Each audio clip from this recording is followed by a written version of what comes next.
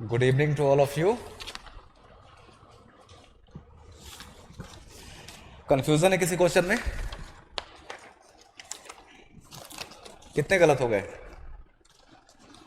बहुत सारे। गलत क्यों हुए हैं? क्वेश्चन समझ में नहीं आ रहा था, कंटेंट नहीं था, या पढ़ने में गलती, मिस्टेक? 6 गलत हैं। अच्छा, ये आप लोग के मैगजीन का मिशन वात्सल्य जो है वो पहला ही पेज है, यहीं से शुरुआत हुई थी लास्ट हफ्ते की मैगजीन की। क्या? नहीं तो आप थोड़ा सा, इसमें कुछ नहीं है। जैसे मिशन वात्सल्य है, क्या है ऑप्शन? इसे 60-40 के अनुपात में फंड शेयरिंग पैटर्न के साथ राज्य सरकारों और केंद्र शासित प्रदेशों के प्रशासन के साथ साझेदारी में केंद्र प्रायोजित योजना के रूप में लागू किया गया। नॉर्मली कोई भी जो सेंट्रल केंद्र द्वारा प्रायोजित स्कीम होता है, मतलब सेंटर स्पॉन्सर्ड स्कीम कहते हैं, कि केंद्र सरकार उसको चलाने का पहल करती है, तो उसमें दो तरीके से हो सकता है। सामान्य तौर पे केंद्र सरकार क्या करती है, या तो 100% पैसा दे दे, कि मान लीजिए कि एक्स योजना चलाई केंद्र सरकार ने, वो चाहती है कि देश में चलाई जाए। राज्यों के पास फंडिंग का अपना कोई विशेष सोर्स नहीं होता है, वो डिपेंडेंट किस पे होते हैं? सेंटर पे ही होते। तो या तो केंद्र सरकार ये करती है कि तुम लोग स्कीम चलाओ, 100% पैसा 100 रुपया मैं ही देता हूं, या फिर क्या होता है, कोई ऐसा स्कीम होता है जिसमें शेयरिंग हो जाता है कि 60 रुपया केंद्र सरकार देगी और 40 रुपया राज्य सरकार देगी। तो मिशन वात्सल्य स्कीम जो है वो क्या है, मतलब मान के चलिए कि बच्चों के विकास के लिए एक अम्ब्रेला स्कीम है, जो मतलब अभी नहीं लाया गया है, 2009 से ही कुछ कुछ प्रोग्राम चल रहे हैं, उन सभी को मर्ज करके ये नाम दिया गया। इसमें जो वही है कि हर स्टेट चलाएगा, जो खर्च आएगा वो 60 और 40 में डिस्ट्रीब्यूट होगा, मतलब 60 रुपया केंद्र सरकार खर्च करेगी और 40 रुपया राज्य सरकार खर्च करेगी। तो पहला ऑप्शन क्या है, वो सही है। दूसरा गलत है। दूसरा गलत क्यों है? इसमें लिखा सिर्फ पूर्वोत्तर के 8 राज्यों, ठीक ना? यूपीएससी के भी क्वेश्चन में एक्सट्रीम स्टेटमेंट जब मिले कि केवल यही, सिर्फ यही, तो वहां पर थोड़ा सावधान होना होता है, ठीक ना? कि सिर्फ पूर्वोत्तर के 8 राज्यों के साथ नहीं है, मतलब अच्छा, स्कीम कुछ राज्यों में इस प्रकार से भी चलाया जा सकता है कि जिन राज्यों की परिस्थितियां विशेष होती है, उनके पास मान लीजिए अपना इनकम का जरिया नहीं है, या फिर पहाड़ी राज्य है। अगर हम तुलना करें एक स्टेट जम्मू एंड कश्मीर, जो अब यूटी बन चुका है, और गुजरात का, तो दोनों की परिस्थिति अलग है। गुजरात के पास अपना क्या है, सी एक्सेस है, और शुरू से वहां पर परंपरा रही है उद्योग की, व्यापार की। लेकिन जम्मू कश्मीर जैसे राज्य, उनके साथ क्या चुनौती है कि एक तो शुरू से जब से उनका गठन हुआ तब से डिस्टर्ब्ड है, पहाड़ी एरिया है, तो वहां पर पहाड़ी एरिया की अपनी चुनौतियां होती है। इंफ्रास्ट्रक्चर का सही से डेवलपमेंट नहीं हो पाता, जो भी फैसिलिटी है वहां पहुंचाना बहुत मुश्किल होता है। तो ऐसे राज्यों को थोड़ा विशेष छूट दिया जाता है कि एक काम करो, यही स्कीम मिशन वात्सल्य ही उत्तराखंड, हिमाचल प्रदेश और जम्मू एंड कश्मीर और पूर्वोत्तर के 8 राज्य, इन सभी की परिस्थितियां विशेष हैं। तो क्या है, इसी स्कीम में जहां बाकी राज्यों में 60% केंद्र सरकार देगी और 40% राज्य सरकार देगी, पूर्वोत्तर के 8 राज्य, जम्मू एंड कश्मीर, हिमाचल प्रदेश और उत्तराखंड, ये सब क्या है, पहाड़ी राज्य हैं। इसमें 90 रुपया केंद्र सरकार देगी और 10 रुपया इन सरकारों से लिया जाएगा, ठीक ना? तो इसमें सिर्फ जो लिखा है इसके कारण गलत हो जाएगा। सिर्फ पूर्वोत्तर के 8 राज्य नहीं, बल्कि हिमाचल प्रदेश, उत्तराखंड और जम्मू एंड कश्मीर भी शामिल होगा, इसलिए स्टेटमेंट 2 गलत हो जाएगा। और वही है, इसका उद्देश्य देश के प्रत्येक बच्चे के लिए स्वस्थ और खुशहाल बचपन सुनिश्चित करना है। तो अभी के लिए मिशन वात्सल्य इतना ही ध्यान में बिठा लीजिए, आगे कुछ अपडेशन होगा 1 साल में, तो वो ऐड करते हुए जाइएगा। इतना क्या है, प्रोग्राम समझ में आ गया? इतना भी आप लोग के दिमाग में बैठा रहेगा तो पीटी के पहले ये सब स्कीम जो होती है पीटी में बहुत इंपॉर्टेंट होती है। तो इतना भी कंटेंट अभी से आपके पास रहेगा, लास्ट टाइम में रिवीजन आप लोग करेंगे तो आसानी से याद हो जाता है, ठीक ना? दूसरा है, फर्स्ट पास्ट द पोस्ट प्रणाली के संदर्भ में निम्नलिखित कथनों पर विचार करें। ये गलत हुआ है? सही है? अच्छा, ऑनलाइन बच्चे, ठीक है, देखिए इसको समझ लेते हैं यहीं पर, क्योंकि आगे एक क्वेश्चन भी है। तो छोटा सा डिस्कशन कि first past the post system, Hindi में इसका अनुवाद बड़ा अजीब सा होता है, सबसे पहले खंबा छूने की पद्धति, ठीक? क्या होता है जानते हैं आप लोग? खंबा छूने की पद्धति, मतलब खंबा पोल जो होता है उसको जो पार कर गया सबसे पहले छू लिया, वो विजयी घोषित हो जाता है। First past the post system का हिंदी अनुवाद वो होता है। तो क्या है, यह एक चुनावी प्रणाली है जिसमें मतदाता एक ही उम्मीदवार को मत दे सकते हैं और सबसे अधिक मत पाने वाला उम्मीदवार चुनाव में विजयी घोषित हो जाता है। तो अभी हम लोग के यहाँ यही लागू है। इसे साधारण बहुमत प्रणाली, सिंपल मेजोरिटी सिस्टम या बहुलवादी प्रणाली, प्लुरालिटी सिस्टम भी कहते हैं। इन नामों को भी आप लोग को ध्यान में रखना है। कई बार यूपीएससी मेंस में या पीटी में first past the post system के बजाय ये नाम दे देगी, तो इसी को कहते हैं। ये सेकंड ऑप्शन भी सही है, ठीक ना। तीसरा है, विजेता को मतों का बहुमत 50% से अधिक प्राप्त करने की आवश्यकता नहीं होती है। तो नहीं होती है, ठीक ना। तो इसका क्या होगा, इसमें से कितने कथन सत्य है? सी, तीनों कथन सत्य है। क्वेश्चन के साथ मेंस के डिस्कशन में साथ ही देख लेते हैं। अप्रूवल वोटिंग क्या है ये समझ में आ चुका है। ये बहुत इंपॉर्टेंट है, मतलब मान के चल रहा हूं या तो इसी बार के मेंस से पूछा जाएगा या अगले साल तक ये पूछा ही जाना है।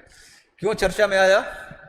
एक नई पार्टी बनी है INDIA, नाम सुना है? हाँ, ऑपोजिशन ने बना लिया INDIA, इंडिया अपने को कह रहे हैं, Indian national democratic inclusive alliance, ठीक। तो इस इन्हीं सब कारणों से चर्चा में आई है। जिस तरीके से कि अच्छा, अगर इंडिया का या एनडीए का, जिसका भी ये जो गठबंधन हुआ कि इसमें 26 पार्टियां हैं और जो एनडीए सपोर्टेड पार्टीज हैं उसमें कितने हैं? 30 है, 28 या 30 जो भी। एक बार कंपोजिशन देखेंगे इनमें से किसी भी पार्टी का तो सब जुड़े हुए हैं। ग्रुप बनाया, क्यों बनाया? क्या इनका विचारधारा एक है? देश का विकास करना चाहते हैं कि नहीं करना चाहते ये तो मुझे नहीं पता, लेकिन सत्ता में आना चाहते हैं। और सत्ता में आने के लिए ही गठजोड़ है कि कांग्रेस की ममता बनर्जी से बिल्कुल नहीं बनती, कांग्रेस के खिलाफ ही लड़ करके अरविंद केजरीवाल सरकार में आए हैं, ठीक ना। तो ये सारे के सारे क्या है, एक तरीके से कहें कि सत्ता में आने के स्वार्थ को लेकर के ये सब एक हो गए हैं। विचारधारा इनकी अलग है, बस कॉमन इनमें क्या है कि इनका पॉलिटिकल इनमें राजनीतिक शत्रु एक हो गया है कि जब तक मोदी जी को नहीं हराएंगे हम लोग का कुछ नहीं हो सकता। इसी डर से इन लोगों ने क्या किया कि सबको मिलकर के लड़ना पड़ेगा, तो बना लिया। तो इस कारण से आ गया। और पिछले 4-5 साल में जिस तरीके से आप चुनते हैं अपने किसी एमएलए को, मान लीजिए वो बीजेपी पार्टी से खड़ा हुआ है, आपने उसको वोट इसलिए दिया कि आपकी विचारधारा बीजेपी से मिलती है, इसलिए आपने उसको जिताया। चुनाव जीतने के बाद से क्या होता है, वो दूसरी पार्टी में शिफ्ट हो जाता है, ठीक। ये क्या होता है, सीधा आपने वोट किसी और पार्टी को दिया और वो लेकर के चला गया किसी और पार्टी में। जैसे कि नाम लेने का मेरा मुद्दा ये नहीं होगा कि किसी को मैं बदनाम करना चाहता हूं, बस समझाने के लिए कि जैसे ज्योतिरादित्य सिंधिया है, वो कांग्रेस पार्टी से जीते एमपी में, बड़ा कद था उनका कांग्रेस में, फिर अपने समर्थकों के साथ चले गए बीजेपी में। तो मध्य प्रदेश की जनता ने उनको क्यों चुना होगा? अगर बीजेपी को ही जितवाना होता तो बीजेपी के उम्मीदवार को जितवा दिया होता। तो पोस्ट अलायंस मतलब चुनाव के बाद मत को लेकर के किसी और पार्टी में चले जाना जीत करके, उसके पहले तो ये सब परंपरा लोकतंत्र के हिसाब से ठीक नहीं है। और वो क्यों जीत जाते हैं? क्योंकि first past the post system की अपनी कुछ कमियां हैं। इस कारण से इस बार इंडियन एक्सप्रेस ने एक लंबा चौड़ा आर्टिकल लिखा। क्या चीज? नहीं नहीं, सिर्फ जैसे अभी जो चलता है सिंपल वही चलेगा कि 10 कैंडिडेट है, 10 खड़े हुए, सिर्फ इसमें आप चुन सकते हैं एक से ज्यादा लोगों को। अभी तक क्या होता था कि 10 लोग हैं, आप जाएंगे किसी एक को वोट देकर के आ सकते हैं। और हमारे यहाँ क्या है, first past the post system, मतलब होता है कि कुल वैध मतों में से जिसने सबसे ज्यादा प्राप्त कर लिया वो जीत जाएगा। तो उसकी अपनी कुछ अच्छाइयां हैं, बुराइयां भी हैं। बुराइयां क्या है, जैसे देखते हैं, मान लीजिए कि किसी निर्वाचन क्षेत्र में टोटल 100 मतदाता है जो रजिस्टर्ड है, लेकिन इनमें से जब वोट देने की बारी आई तो 25 लोगों ने कहा कि हम वोट देंगे ही नहीं। 25% लोग क्विट कर गए, मतलब किसी भी कारण से वोट देने गए ही नहीं। और टोटल वोटिंग हुई है 75। तो जो 75 लोग आकर के जिन्होंने वोट किया, इसको कहते हैं वैध मत। अब इसमें से जिसको सबसे ज्यादा मिल जाएगा वो जीत जाएगा। अब जैसे कि हम लोग की जो अभी जो कोई भी जनरल इलेक्शन होता है उसमें लगभग 600 पार्टियां पार्टिसिपेट करती हैं, 600। और लोकसभा का, संसद का आंकड़ा देखेंगे तो 36 ऐसी पार्टियां हैं जिनका एक ना एक मेंबर वहां पर बैठा हुआ, 36 पार्टी। तो किस तरीके से, अब ये अच्छा भी है, डाइवर्सिफाइड है, लेकिन उसकी अपनी एक बुराई भी है। क्यों? लोग कैसे जीत सकते हैं? मान लीजिए कि 5 कैंडिडेट है, सामान्य तौर पे 10 होते हैं। 5 कैंडिडेट है, एक को मिला, मान लीजिए कि उसको 20 मिल गया, एक को 15 मिला, दूसरे को 10 मिला, तीसरे को भी 10 मिला, पांचवे को 10 मिल गया। 23, 20, 50, 65, एक दो और बना लीजिए कि 5 से काम नहीं होगा, 7 से कर लेते हैं, तभी क्लियर स्पष्ट हो पाएगा। एक को 12 मिला, एक को 8 मिल गया। ठीक, 100 लोग थे एक निर्वाचन क्षेत्र में, उसमें से 25% लोगों ने डिसाइड किया कि हम वोट देंगे ही नहीं। 75 लोगों ने वोट किया और इस हिसाब से चला गया कि 7 लोग थे, किसी को 20 मिला, किसी को 15, किसी को 10, 10, 10, 12, 8। अब इसमें जिसको 20 वोट मिल गया ना, ये जीत जाएगा। अभी अच्छा है क्या कि एक निर्वाचन क्षेत्र में 100 लोग रह रहे थे, उसमें से 80 लोगों ने इसको नापसंद किया, मतलब कम से कम इसको वोट नहीं किया, और सिर्फ 20 लोगों ने वोट किया और ये जीत गया और पूरे उस निर्वाचन क्षेत्र का नेता हो गया। तो अपनी इसकी एक कमी है कि कम से कम एक निश्चित कोटा होना चाहिए। अब मान लीजिए कि बहुत से क्लोज मार्जिन से लोग जीत जाते हैं, ठीक ना, या हार जाते हैं। अभी क्यों किसी एक आदमी को वोट देना है आपको, और यही अगर अप्रूवल वोटिंग सिस्टम लगा दिया जाए और वोटर को ऑप्शन दे दिया जाए कि इनमें से तुम जितने को चाहते हो उतने को टिक कर दो, XYZ 7 है ना, कि तुम चाहते हो कि 4 को वोट दे दो, 3 को वोट दे दो, तो आप दे दीजिए वोट कि हाँ मैं चाहता हूं कि ये भी जीत जाए, इसकी विचारधारा अच्छी है, इसकी विचारधारा अच्छी है। तो उसके बाद से काउंटिंग होगी कि सबसे ज्यादा किसको लोगों ने पसंद किया। तो एक ब्रॉड लेवल पे क्या होगा कि एक्सेप्टेंस बनेगा कि हाँ सबसे ज्यादा लोगों ने इसको पसंद किया किसी ना किसी रूप में। क्योंकि रैंकिंग आपको 1 2 3 नहीं करनी है, खाली अपना पसंद बता देना है कि 7 लोगों में से मैं 3 लोगों को टिक करता हूं कि मेरे हिसाब से ये मेरा नेता बनने का लायक है। तो क्या होगा, थोड़ा बेहतर तस्वीर निकल के आ पाएगा। पार्टियों के ऊपर भी दबाव होगा। अब मान लीजिए कि किसी निर्वाचन क्षेत्र में हिंदू, मुस्लिम, सिख, ईसाई और 2-3 धर्म के लोग हैं, और चुनाव धर्म के आधार पर पोलराइज, ध्रुवीकृत हो गया। अब एक निर्वाचन क्षेत्र में मान लीजिए कि 20% हिंदू है या 30% हिंदू है मान लीजिए,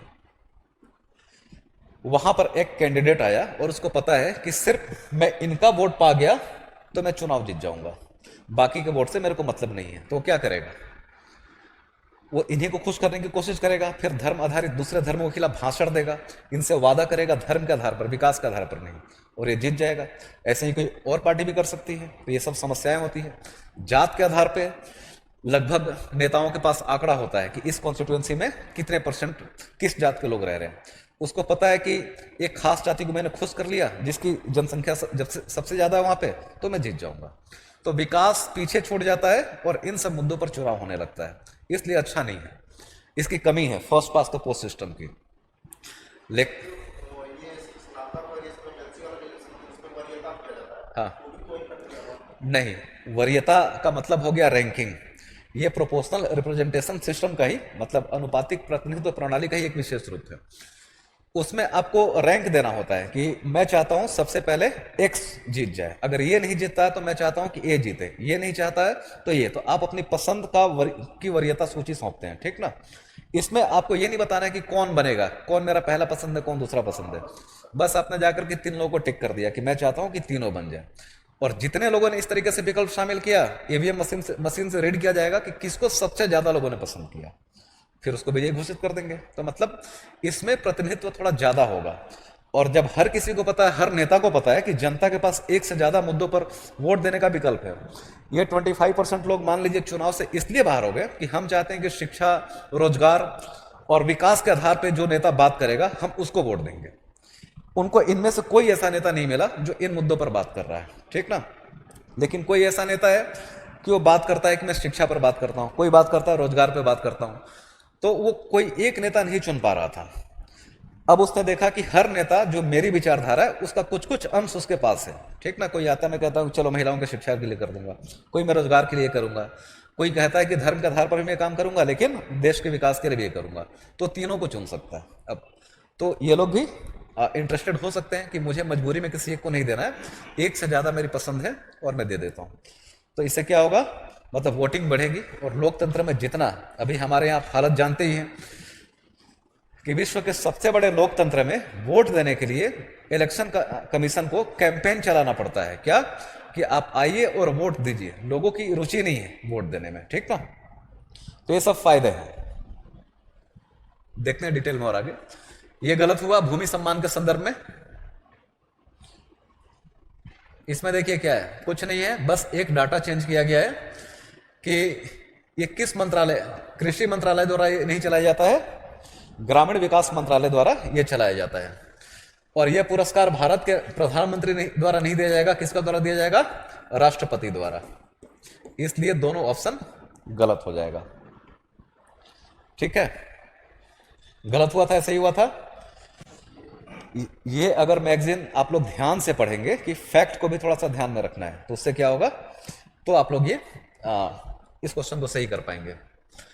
लीजन ऑफ ऑनर बहुत चर्चा में था, पुरस्कार है, कौन सी सरकार देती है? फ्रांस की सरकार देती है। और किसको दिया गया अभी हाल के समय में? प्राइम मिनिस्टर को। और भारत के पहले से प्रधानमंत्री है जिनको ये पुरस्कार दिया गया है। बस समझ जाइए कि लीजन ऑफ ऑनर फ्रांस का उसी तरीके का पुरस्कार है जिस तरीके का भारत का भारत रत्न होता है। मतलब विश्व के सबसे प्रतिष्ठित पुरस्कारों में से एक है और फ्रांस का सर्वोच्च सम्मान है। ठीक, नेपोलियन बोनापार्ट का नाम आप लोगों ने सुना होगा, उसने शुरुआत की थी इसकी, और 1802 में। और बाकी जो ऊपर का ऑप्शन है कि बस थोड़ा सा जान लीजिए कि लीजन ऑफ ऑनर पुरस्कार होता क्या है। जैसे हमारे यहाँ हर पुरस्कार देने का एक क्राइटेरिया है, जैसे परमवीर चक्र, महावीर चक्र, ये हमारे यहाँ हमारे देश में किनको दिया जाता है? जो मिलिट्री या फोर्स से संबंधित लोग हैं। नागरिक सम्मान मतलब सिविलियन अवार्ड और मिलिट्री अवार्ड अलग होता है। ठीक, लेकिन ये जो लीजन ऑफ ऑनर पुरस्कार है फ्रांस में, चाहे वो सिविलियन हो, नागरिक हो या मिलिट्री से हो, कोई भी अगर फ्रांस की सरकार को लगता है कि ये इस सम्मान का लायक है तो उनको दे सकता है। ठीक ना। और इसकी शुरुआत 1802 में नेपोलियन बोनापार्ट द्वारा की गई थी। इसलिए इसका दोनों ऑप्शन सही है। ग्लोबल नॉर्थ और ग्लोबल, जैसे कि ग्लोबल नॉर्थ दोनों उसी पर स्टेटमेंट है, तो ग्लोबल नॉर्थ और ग्लोबल साउथ क्या है पता है आप लोगों को? क्या है?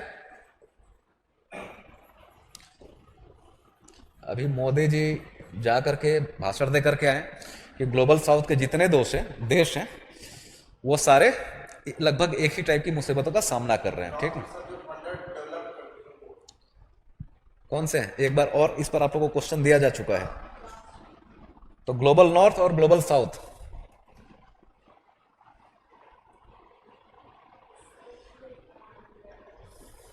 अब तबीयत खराब होने की वजह से आप लोग नहीं पढ़ पाएंगे, तो इसमें मैं क्या कर सकता हूं? पढ़ें, अभी भी टाइम है। देखिए, ये ग्रुप ऑफ कंट्रीज है, देशों के समूह हैं। ठीक, कि जैसे मान लीजिए कि सारे देश का नाम ले, मैक्सिको, ब्राजील, इससे अच्छा अगर कुछ समानताएं हैं बहुत सारे देशों में तो उनको एक ग्रुप में बना दिया गया है। ठीक ना, एक को कहते हैं ग्लोबल नॉर्थ और एक को कहते हैं ग्लोबल साउथ। होता क्या है समझ लीजिए, इसको मान के चलिए ना, बेसिकली इक्वेटर के आधार पर किया गया। ज्योग्राफी आप लोग का हुआ ना, चल रहा है, उसमें इक्वेटर की चर्चा ही होगी। तो 0 डिग्री इसके ऊपर नॉर्दर्न हेमिस्फीयर होता है और नीचे साउदर्न हेमिस्फीयर। तो विश्व को देखेंगे तो लगभग विश्वत रेखा के उत्तर में जितने देश हैं सामान्य तौर पे उनमें से अधिकांश विकसित देश हैं। जैसे नॉर्थ अमेरिका के देश है, कनाडा अमेरिका डेवलप्ड है, पूरा यूरोप डेवलप्ड है, रसिया डेवलप्ड है। और विश्वत रेखा के नीचे के देश देखेंगे तो सामान्य तौर पे अल्प विकसित, कम विकसित या विकासशील देश है।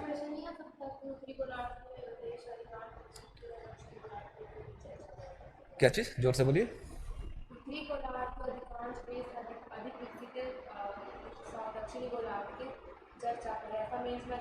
अगर आ सकता है, पीटी में भी आप लोगों से कहा जाएगा किस तरीके से फंसाया जाता है। अगर आपसे कहा जाए कि उत्तरी गोलार्ध के सभी देश विकसित हैं, दक्षिण गोलार्ध के सभी देश अल्प विकसित हैं, तो यह गलत हो जाएगा।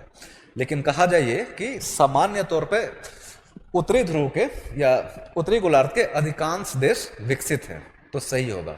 और कहा जाएगा कि सामान्य तौर पे दक्षिण गोलार्ध के अधिकांश देश कम विकसित हैं, तो ये सही होगा, कहा जा सकता है। ठीक ना,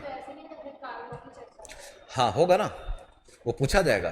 कुछ विशेष परिस्थितियां ऐसी हैं कि जिसके कारण है, अभी हम लोग डिस्कस कर रहे हैं वही, कि देखेंगे कि भारत को किसने गुलाम बनाया था?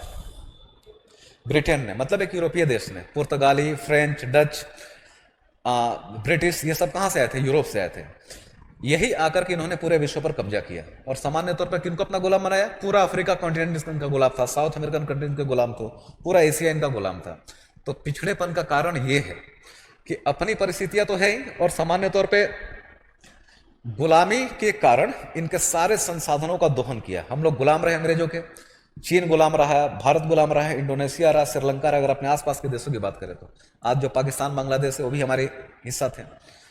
इनके सभी के संसाधनों का इन्होंने इस्तेमाल किया अपने देश को विकसित करने के लिए, और गुलामी की मानसिकता हम लोगों के ऊपर थोप दी कि कभी भी तुमको इस तरीके से हम शिक्षित करने की कोशिश नहीं करेंगे कि तुम लोग बड़े पैमाने पर आज़ादी का मतलब सोच पाओ, हमारे गुलाम बन करके रहो।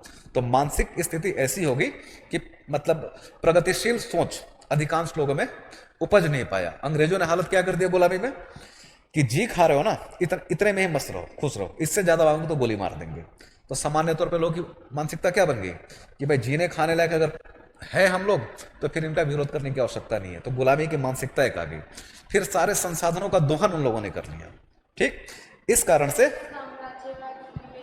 तो यही है ना, उपनिवेशवाद और साम्राज्यवाद की ही बात कर रहे हैं हम लोग। ठीक ना, हाँ, दो अलग अलग है लेकिन दोनों कारण है। ठीक ना, साम्राज्यवाद क्या होता है, एक ऐसा देश जो अपने साम्राज्य का विस्तार करना चाहता है, दूसरे देश पर जाकर कब्जा करना चाहता है। अगर ऐसी मानसिकता तो साम्राज्यवादी है, और उसी ने जाकर के किसी पर कब्जा कर लिया पूरी तरीके से शोषण के उद्देश्य से, तो उसका उपनिवेश हो जाता है। ठीक ना, नहीं उतना कॉम्प्लिकेटेड मत कीजिए, सिंपल सा रखिए, वाद अलग है, उसको अलग पढ़ेंगे। ठीक, ये प्रक्रिया है, जैसे उपनिवेश कोई एक दिन में नहीं बन जाता है कि ब्रिटेन आया भारत पे और आकर के आज से तुम हमारे उपनिवेश घोषित करके चला गया। प्रक्रिया है, वो बहुत ब्रॉड पैमाने पर आएगा, डिस्कस करेंगे तो फिलहाल हम नहीं जाएंगे। ठीक ना, तो इस कारण से हम लोग मतलब दक्षिणी गोलार्ध के, जिनको ग्लोबल साउथ कहा जाता है, जिसमें साउथ अमेरिका के अधिकांश देश शामिल है, अफ्रीका के देश शामिल है, ये अल्प विकसित, जैसे अफ्रीका के देश देखिए आज भी भूखमरी, वहां के लोग पेट भर खाना नहीं खा पा रहे हैं, बच्चे कुपोषण का शिकार होते हैं। ठीक, संसाधन नहीं है, जो था छीन ले गए, मानसिकता ऐसी है कि शिक्षा नहीं है, इंफ्रास्ट्रक्चर नहीं है, कुछ ज्योग्राफिकल चैलेंजेस भी है विश्व रेखा के आसपास जो देश हैं। ठीक ना, तो बहुत सारे कारणों से वो विकसित नहीं हो पाए हैं। तो ऐसे सभी देश जो कम विकसित है या अल्प विकसित है या विकासशील है और जो इक्वेटर के दक्षिण में है, उनको ग्लोबल साउथ कहते हैं। और ऐसे सभी देश जो सामान्य तौर पे विकसित हैं और वो कहाँ स्थित है, उत्तरी गोलार्ध में स्थित है, इक्वेटर के उत्तर में, उनको ग्लोबल नॉर्थ कहा जाता है। लेकिन ग्लोबल साउथ में भी ऐसा, मैं क्या बोल रहा हूँ बार बार, सामान्य तौर पे कि ऑस्ट्रेलिया एक ऐसा देश है जो ग्लोबल साउथ की परिभाषा में नहीं आता है, तो दक्षिण गोलार्ध में, लेकिन वो विकसित है। ठीक, तो अभी के लिए याद रहेगा ना, अब इसको नहीं भूलना है कि ग्लोबल नॉर्थ मतलब हाँ उत्तरी गोलार्ध के अधिकांश विकसित देश, ग्लोबल साउथ मतलब दक्षिण गोलार्ध के अधिकांश, हाँ मतलब ये विकसित है, ये बाहर हो जाएंगे, इसलिए सामान्य शब्द का इस्तेमाल करना है। ठीक ना, बार बार।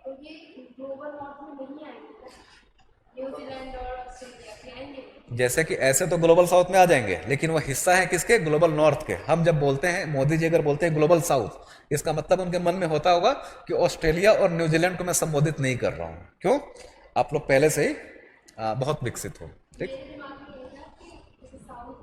नहीं, सब कुछ ज्योग्राफी के हिसाब से नहीं, मैं बार बार सामान्यता और अधिकांश शब्द का इस्तेमाल क्यों कर रहा हूं, इसी कारण से कि सब नहीं है।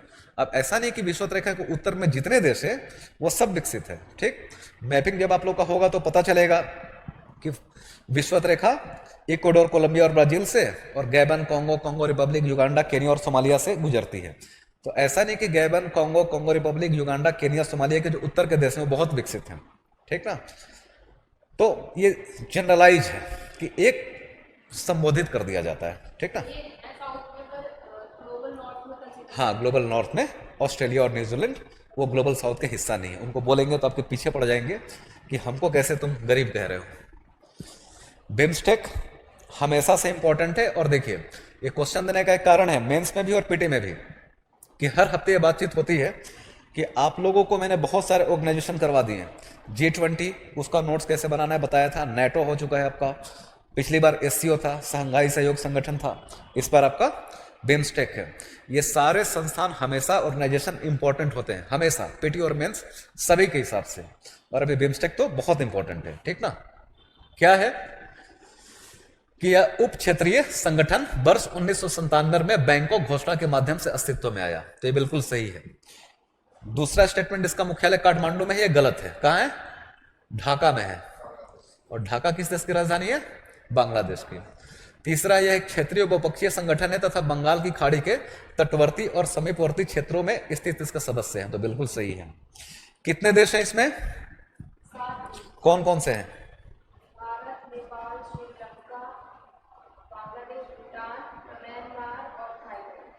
बहुत बढ़िया। अंजलि जी, सर कितने भी बच्चे कितने भी अच्छे से पढ़ें पर पीटी का क्वेश्चन रॉन्ग हो ही जाता है, तो अच्छे से नहीं पढ़ रहे हैं, अच्छा गलत हो रहा है तो उससे डरना नहीं है, ये एक प्रक्रिया है।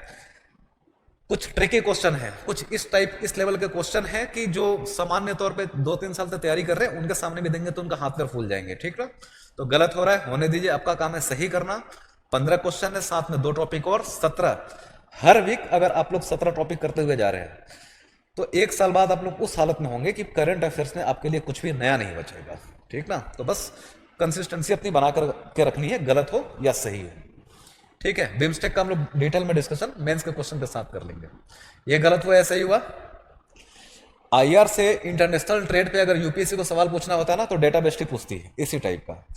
तो फिलहाल के लिए भारत श्रीलंका भी इंपॉर्टेंट है, तो आप लोग जाकर के रिवाइज कर लीजिएगा अगर गलत होगा तो। आंसर मैं बता देता हूं कि भारत श्रीलंका का सबसे बड़ा निर्यात गंतव्य है। हाँ, श्रीलंका सबसे ज्यादा यूएस और ब्रिटेन को निर्यात करता है, उसके बाद से भारत को ही करता है, ठीक।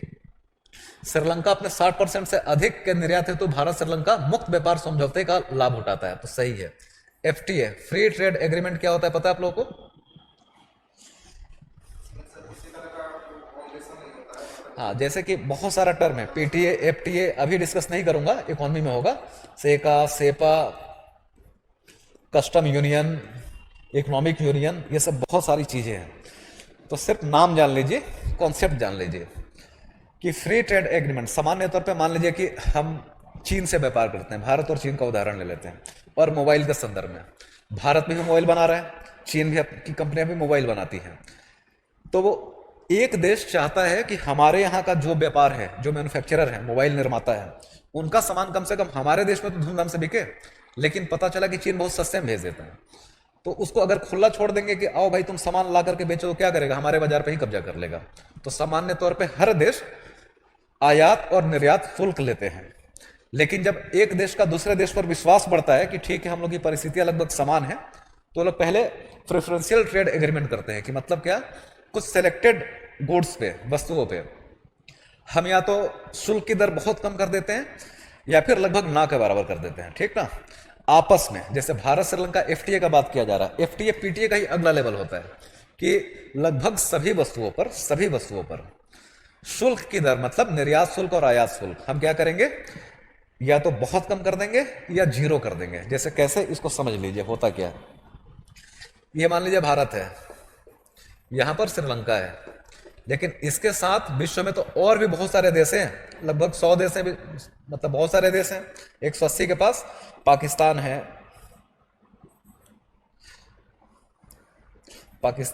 अमेरिका है, पाकिस्तान है, चाइना है, रसिया, मतलब एग्जाम्पल के लिए पूरा वैश्विक समुदाय है, सारे देश हैं, सभी देश। अब भारत और श्रीलंका ने फ्री ट्रेड एग्रीमेंट कर लिया। इसका मतलब क्या, ये क्या करेंगे कि हम आपस में जिन वस्तुओं का व्यापार करेंगे उस पर हम लोग टैरिफ का रेट, मतलब शुल्क जो लगता है, हम उसको जीरो कर देते हैं, ठीक ना। भारत और श्रीलंका के बीच में क्या होगा, फ्री ट्रेड होगा। फ्री ट्रेड मतलब एक दूसरे का सामान एक दूसरे के यहाँ फ्री में नहीं पहुंचाएंगे, बस इन पर जो टैक्स लगने वाला होता था ना उसको हटा देंगे, लेकिन पूरे विश्व के साथ उन सभी वस्तुओं पर टैक्स लगा रहेगा।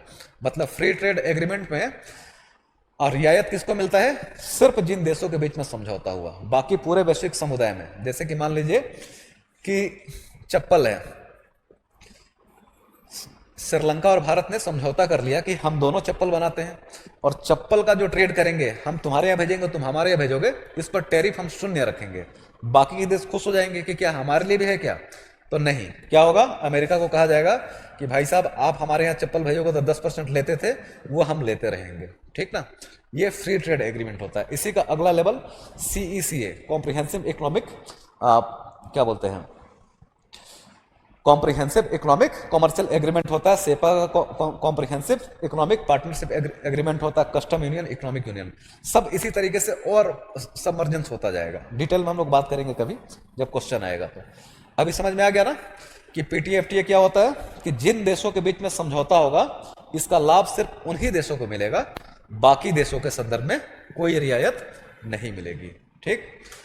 तो दूसरा ऑप्शन भी सही है और ये संयुक्त सैन्य अभ्यास यूपीएससी ऐसा पूछती है, सामान्य तौर पर संभावना कम होती है, लेकिन जो बच्चे स्टेट पीसीएस का एग्जाम देते हैं उनके हिसाब से बहुत इंपॉर्टेंट होता है। तो भारत और श्रीलंका संयुक्त सैन्य, उसका नाम है मित्र शक्ति, तथा नेवी जो करती है ना उसको स्लिनेक्स, इस नाम से हम लोग हमेशा युद्ध अभ्यास करते रहते हैं। ठीक ना? तो कितने कथन सही है? तीनों सही है इसके। अब एफटीए अलग से क्वेश्चन ही आ गया। एफटीए जो परिभाषा है, यही इसकी परिभाषा है कि एफटीए विभिन्न देशों या क्षेत्रीय ब्लॉकों के बीच एक समझौता होता है जो व्यापार बढ़ाने के दृष्टिकोण से आपसी बातचीत के माध्यम से व्यापार बाधाओं, ट्रेड बैरियर्स को कम करने या उन्हें समाप्त करने का लक्ष्य रखता है। यही लक्ष्य है। क्या है कि हम चाहते हैं कि हम दोनों का, देशों का व्यापार प्रमोट हो। इसके लिए जितना इस रास्ते में बैरियर है, बाधाएं हैं, उन सबको हम लोग दूर कर देते हैं। यही है, ये कॉन्सेप्ट वाला है दूसरा स्टेटमेंट कि एफटीए की अवधारणा व्यापार संरक्षणवाद या आर्थिक अलगाववाद, इकोनॉमिक आइसोलेशनिज्म का विलोम है, उल्टा है। ये समझ पा रहे हैं आप लोग कि व्यापार संरक्षणवाद का मतलब क्या होता है?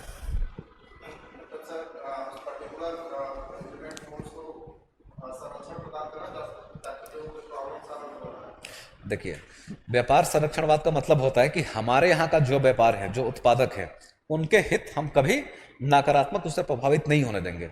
अगर किसी अन्य देश से व्यापार करने पर, जैसे मान लीजिए कि हम लोग कपास का उत्पादन और सूती कपड़ा बनाते थे, अच्छा, जब अंग्रेजों का गुलाम हुआ करते थे, लेकिन वहां पर जब औद्योगिक क्रांति हो गई, कच्चा माल लेकर के जा रहे हैं और वहां पर वो अपना सूती कपड़ा बना रहे हैं, तो भारत का सूती कपड़ा अच्छे क्वालिटी का है, अगर लगातार इंग्लैंड में जाता रहेगा तो उनके यहाँ जो नई कंपनी आई है उनका सामान तो बिकेगा नहीं। तो ब्रिटेन क्या करेगा? अपने यहाँ के वस्त्र उद्योग को संरक्षण देने के लिए भारत से आने वाले सामान पे क्या करेगा? 100 गुना टैक्स लगा देगा, 100%, कि तुम्हारा 10 रुपये का रुमाल है ना, हमारे यहाँ आएगा, बॉर्डर पे 100 रुपये टैक्स लगाएंगे और 200 रुपये में हमारे यहाँ बिकेगा, और हमारे यहाँ का अपना जो रुमाल है वो हम 50 रुपये में बेचेंगे। ठीक ना? तो क्या अपने स्थानीय व्यापार, अपने स्थानीय उत्पादकों को संरक्षण देने के लिए अगर एक देश दूसरे देश पर एकदम अवैध टाइप से वो जो टैक्स लगाता है ना, उसको कहते हैं व्यापार संरक्षणवाद।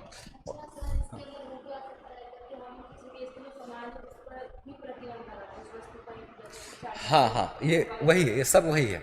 अगर इस इंटेंशन के साथ किया है, जैसे भारत ये कर दे कि हमारे यहाँ का मोबाइल इंडस्ट्री, हमारे यहाँ का इलेक्ट्रॉनिक्स इंडस्ट्री, ये सब बूम कर सकता है। जैसे कि कितने साल पुरानी बात है, 10 साल पुरानी बात होगी, जब दिवाली में वो मिट्टी के दियों का महत्व हुआ करता था, वास्तव में असली फूलों का महत्व हुआ करता था। ठीक, चाइनीज लाइट, ये सब एलईडी लाइट, ये सब नहीं थे। लेकिन अचानक से चीन क्या किया, इन सब मामलों में टेक्नोलॉजी, उसके बाद सब कुछ अच्छा था, बहुत सस्ते में एक स्थानीय हम लोग के यहाँ उत्पादक एलईडी लाइट अगर मान लीजिए 100 रुपये में बनाता है, तो वो लोग क्या कर रहे हैं? 30 रुपये में बना दे रहे हैं और भारत में भेजते जा रहे हैं, भेजते जा रहे हैं। उपभोक्ता सामान्य तौर पे इस प्रवृत्ति का होता है कि सामान खरीदते समय, ऐसे आप चाहे जितना इंडियन चिल्ला लीजिए, सामान खरीदने जाएंगे, एक 10 रुपये का मिल रहा है, चाहे वो पाकिस्तान का ही हो, और इंडियन 90 रुपये मिल रहा है, या 20 रुपये का मिल रहा है, या इवन 12 रुपये का मिल रहा है, तो 2 रुपये के लिए अपनी राष्ट्रीयता भूल जाते हैं कि अभी खरीद लेते हैं, बाद में चिल्लाएंगे जब इंडिया क्रिकेट का मैच होगा। तो उपभोक्ताओं की प्रवृत्ति तो ये होती है कि सिर्फ उनको फायदा चाहिए। अब भारत सरकार इस मोड में आ जाए, कोई ऐसा प्रधानमंत्री आ जाए कि नहीं, मैं तो चाहता हूं कि हमारे यहाँ के जो पुराने उत्पादक थे, हमारे यहाँ अपने एलईडी बनाने वाले जो, मतलब इलेक्ट्रॉनिक्स इंडस्ट्री में बूम करें, वो क्या करेगा? बैन। आज से चाइना से आने वाला हर इलेक्ट्रॉनिक आइटम मैं बैन करता हूँ। वो सीधा नहीं बोलेगा कि मैं अपने यहाँ को प्रमोट करना चाहता हूँ, कुछ बहाना लेकर के, जैसे युद्ध का बहाना ले लिया। सीधा करेंगे तो WTO का जो एग्रीमेंट है उसका उल्लंघन हो जाएगा। तो अगर वो बैन करता है इस उद्देश्य के साथ में कि हम अपने यहाँ को संरक्षण देना चाहते हैं, तो वो भी आर्थिक अलगाववाद या फिर व्यापार संरक्षणवाद का समर्थक होगा। ठीक ना? एफटीए क्या करता है कि बैरियर्स हटाता है, बैरियर लगाता नहीं है, इसीलिए इन दोनों के विपरीत है। ये स्टेटमेंट सही है। क्लियर हो पाया? ये सब छोटी छोटी चीजें हैं, अभी से आप लोग जानते जाइए। जब आप लोग का इकोनॉमी का क्लास होगा, सामान्य तौर पे जब इकोनॉमी का क्लास होता है तो बच्चों के दिमाग से धुआं निकलने लगता है कि इतने टेक्निकल वर्ड्स है, कुछ समझ में नहीं आ रहा। पहली बार सुनते हैं बहुत सारे बच्चे। आप लोग सुने रहेंगे, सब कुछ फ्रेंडली होगा, first past the post system, ये सब तो आसानी से और चीजें बहुत बेहतर तरीके से समझ में आएंगी। ठीक, तो इसका कौन सा सही होगा? दोनों। निर्यात तैयारी सूचकांक गलत हुआ या सही है? ये सब इंपॉर्टेंट है। ऐसा कोई भी इंडेक्स होता है ना, लास्ट में पीटी के एग्जाम से एक हफ्ते या 2-4 दिन पहले हम लोग क्लास लेते हैं करंट ओरिएंटेड, उसमें एक पूरा का पूरा क्लास डेडिकेटेड होता है रिपोर्ट और इंडिसेस पे। मतलब इंडेक्स, एमपीआई इंडेक्स है, जितना का सारा इंडेक्स हमेशा इंपॉर्टेंट होता है, रिपोर्ट हमेशा इंपॉर्टेंट होता है। तो अभी से इसको समझ करके रखना है, ठीक ना। कुछ आइडिया है क्या है? WTO का पूरा नाम है विश्व व्यापार संगठन।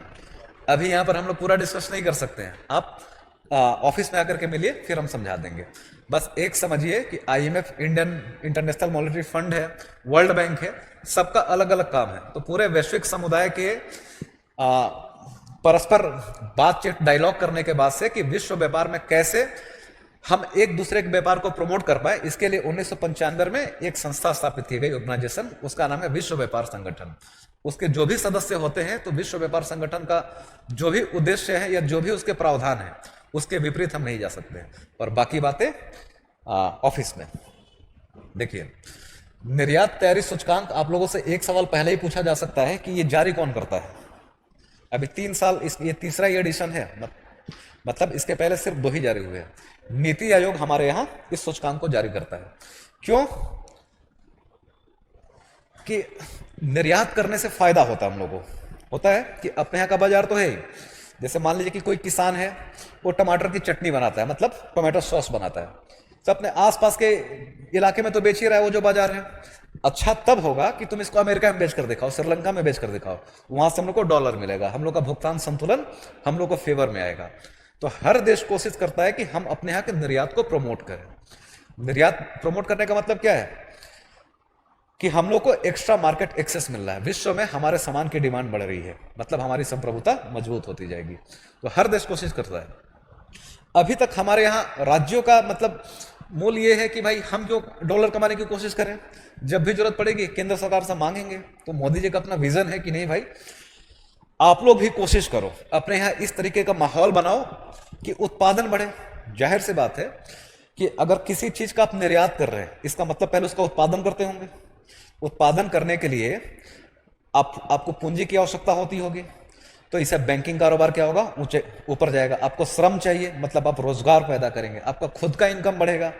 आपके उत्पादन केंद्र में जो भी लोग काम करेंगे उनका इनकम होगा, तो क्या होगा, वो अपने बच्चों को अच्छे से पढ़ाएंगे, खुद अच्छे से एक अच्छा जीवन जी पाएंगे। तो समाज में एक अच्छा पढ़ा लिखा कुशल वर्ग तैयार होगा।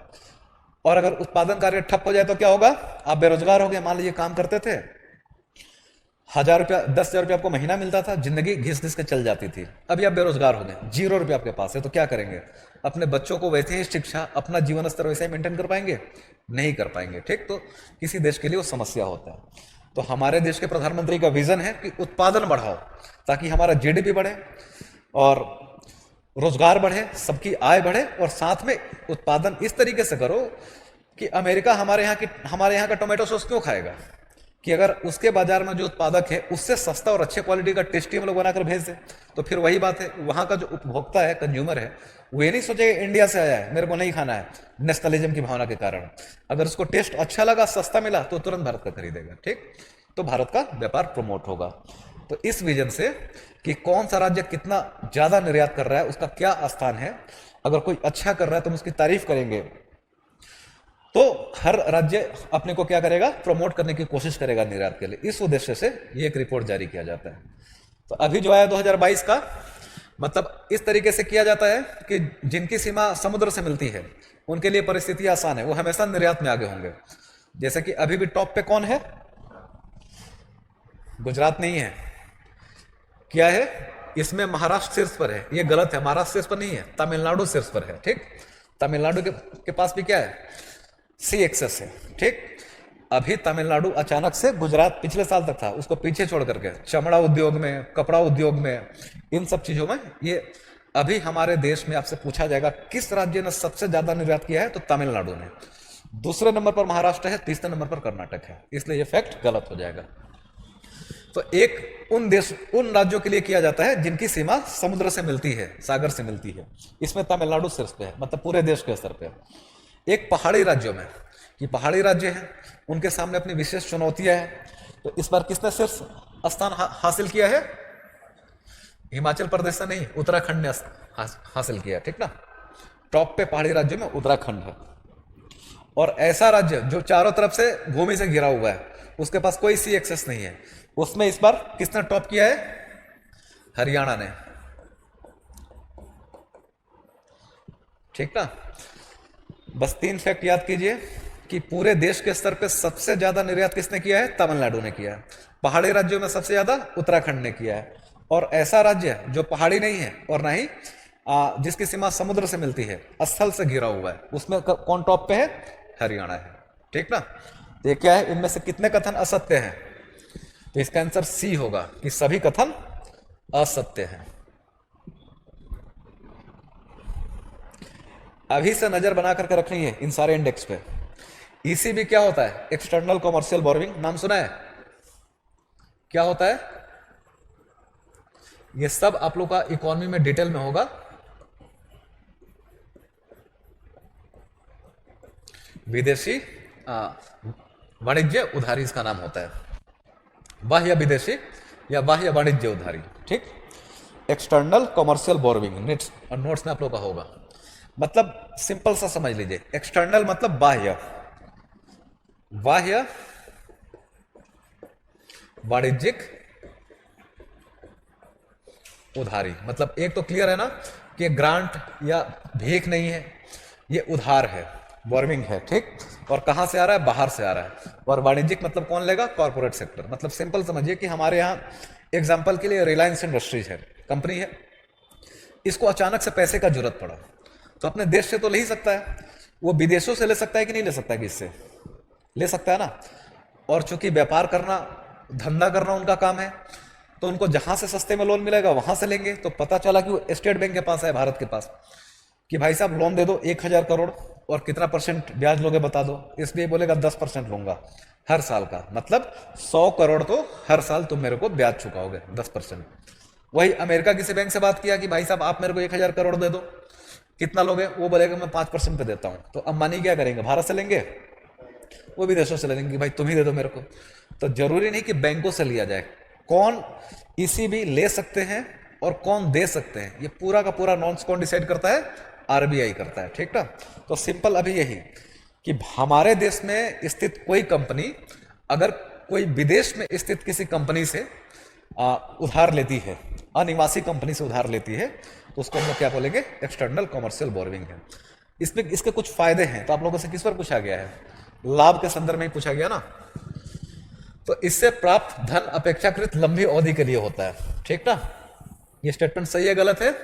सही है। मिनिमम मेच्योरिटी पीरियड जो है वो 3 साल का है। क्यों अच्छा होता है? कि लंबी उधारी लेना अच्छी बात है या छोटी उधारी लेनी चाहिए? कॉर्पोरेट सेक्टर में चलता है या देश के स्तर पे कि लंबी उधारी लो और सस्ते पर लो। जैसे कैसे?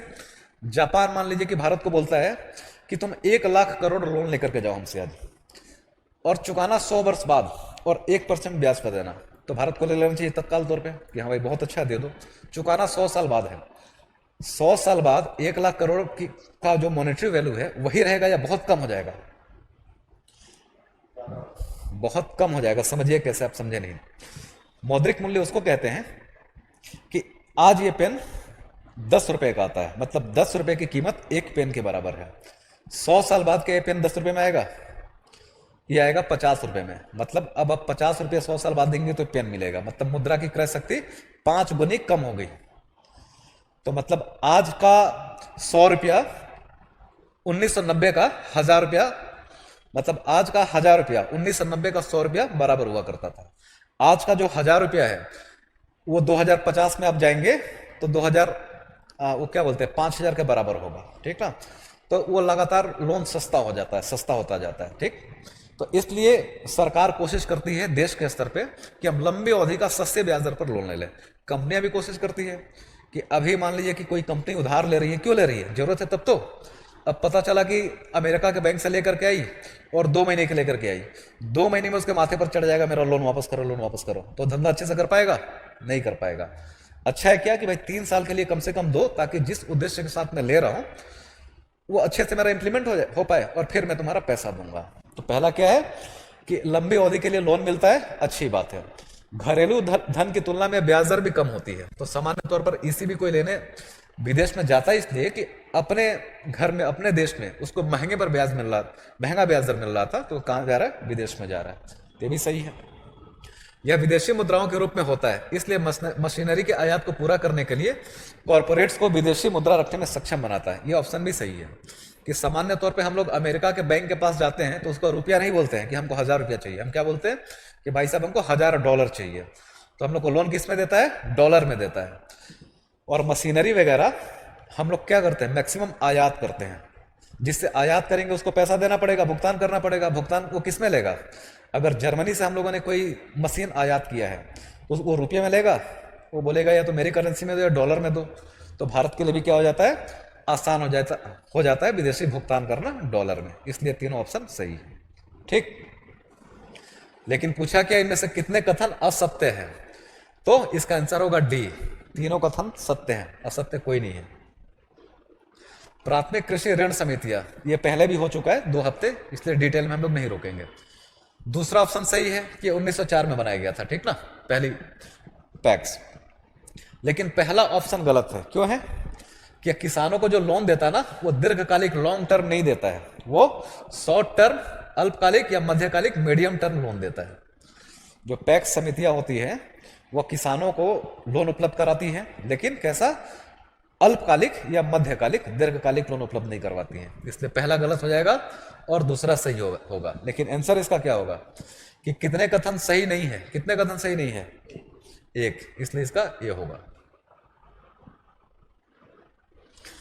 होलाक गिबन, अब ये बंदर का कि एक विशेष प्रजाति का नाम है, इसको अभी से जहन में बैठा लीजिए। अगर बायोडाइवर्सिटी से और इन्वायरमेंट में क्वेश्चन बनता है ना, तो इस टाइप का हमेशा एक क्वेश्चन होता है। होलाक गिबन के बारे में अभी ही जान लीजिए कि क्या है। दक्षिण पूर्व एशिया के उष्णकटिबंधीय और उपोष्णकटिबंधीय जंगलों में पाए जाते हैं, सही है। इन्हें सभी वानरों में सबसे छोटे एवं समझदार वानरों के रूप में जाना जाता है, ये भी सही है। ठीक, मतलब बंदरों की विश्व में बहुत सारी प्रजातियां हैं, उसमें से सबसे छोटा स्मॉलेस्ट मंकी वो होलाक गिबन ही होता है। और ऐसा माना जाता है कि ये सामान्य बंदरों की तुलना में बहुत ज़्यादा समझदार होते हैं। जो कहाँ पाए जाते हैं? पूरे साउथ ईस्ट एशिया में के उष्णकटिबंधीय और उपोष्णकटिबंधीय जंगलों में पाए जाते हैं। अभी बेचारे परेशान हैं, इनकी जनसंख्या लगभग 10-12 हज़ार के आसपास रह गई है। आपसे कारण पूछा जाएगा क्यों, तो हम इनके आवास को नष्ट कर दे रहे हैं। ये जंगल में रहते हैं, हमको अपना डैम बनाना है, बिल्डिंग बनानी है, डेवलपमेंट करना है, इनका जंगल हम काट दे रहे हैं, तो इसलिए बेचारे कम होते जा रहे हैं लगातार। आंसर इसका क्या होगा? कौन से सही है? सी, 1 और 2 दोनों।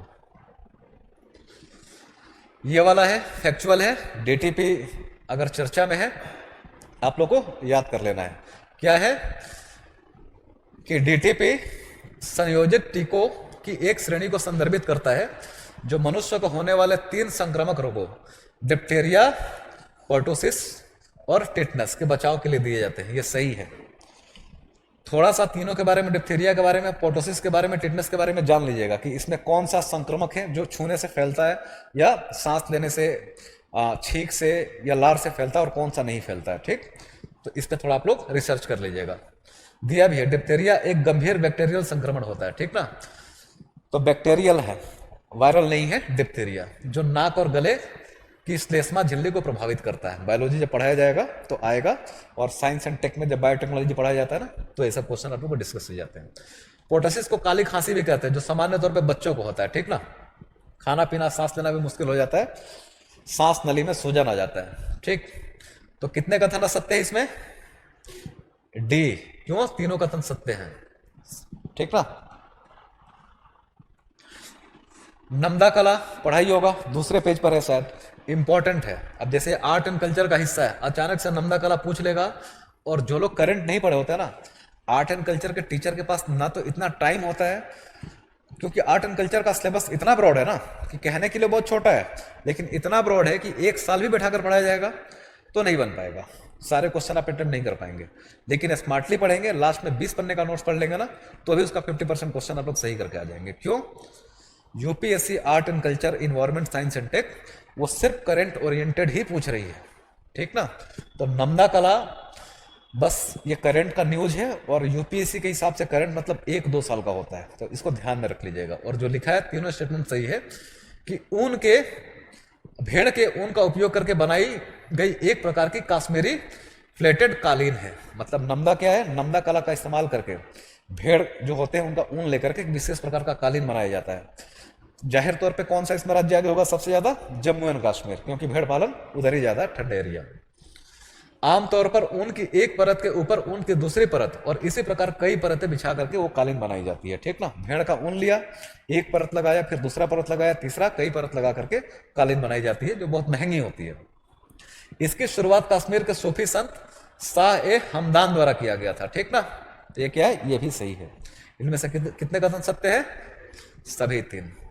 तो नमदा कला के बारे में अगर अभी आप लोग के मन में सिर्फ इतना बैठ गया कि जम्मू एंड कश्मीर के साइड से रिलेटेड है और ऊन का इस्तेमाल किया जाता है, तो क्वेश्चन ऐसा आएगा कि ऑप्शन देखकर आप लोग सही बना लेंगे। होलाक गिबन के बारे में सिर्फ इतना ध्यान में रह गया कि सबसे छोटा बंदर है और उष्णकटिबंधीय उपोष्णकटिबंधीय विशेष क्षेत्र दक्षिण पूर्व एशिया में पाया जाता है। तो जो वहां पर ऑप्शन आएगा ना, आप लोग सही कर लेंगे, ठीक। अब आज ये मेंस के क्वेश्चन पे, आसान था इस बार का।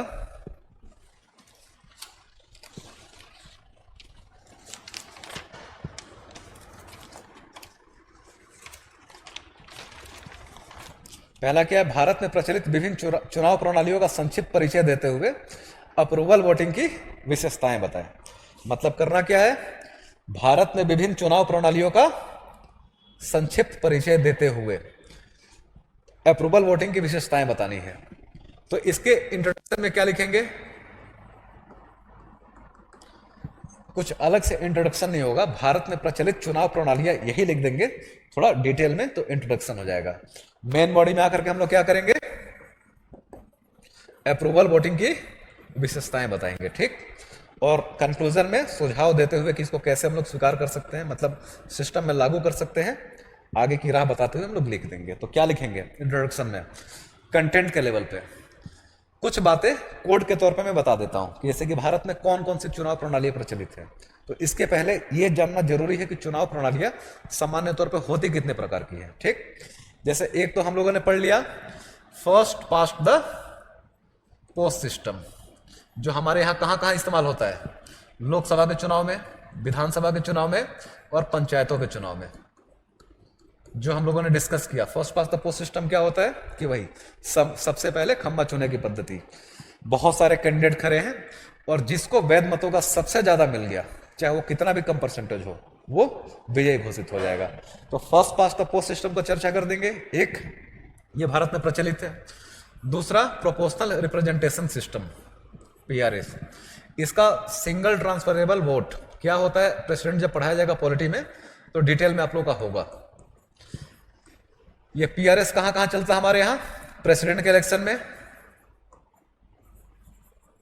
वाइस प्रेसिडेंट के इलेक्शन में, और विधान परिषद का जो चुनाव होता है ना,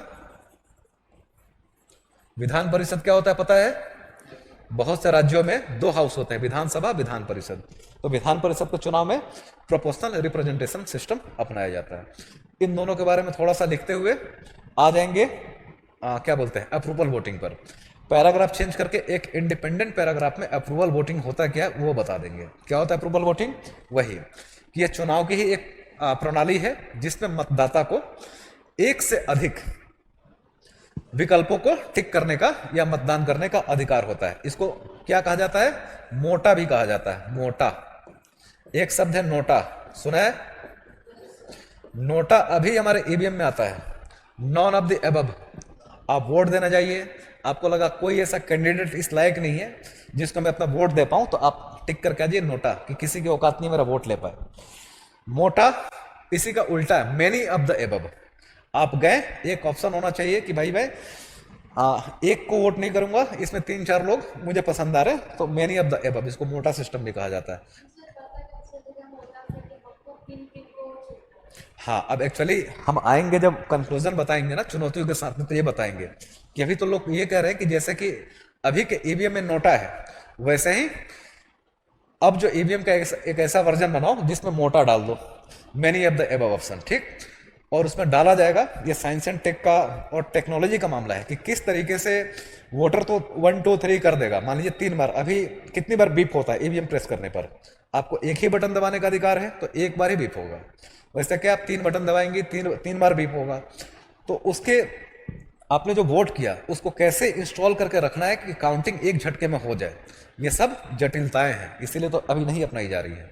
तो मोटा का एक विकल्प डाल देना है, और मोटा में ही मेरे हिसाब से होगा, चाहे जो करे साइंटिस्ट, कि एक मतदाता एक से अधिक विकल्प चुन ले। अब उसकी काउंटिंग कैसे होगी, अब ये ईवीएम में साइंटिस्ट जो है वो बदलाव करेंगे। ठीक, तो अभी सामान्य तौर पे पत्रकार या इंडियन एक्सप्रेस या जो भी क्या कह रहे हैं कि बहुत कॉम्प्लिकेटेड नहीं है, एक आप ऑप्शन डाल दो मोटा, मेनी ऑफ द अबव, ठीक, और टिक कर देंगे कि भाई हम 2, 4, 5 लिस्ट में जो है हम उनको टिक कर दिए।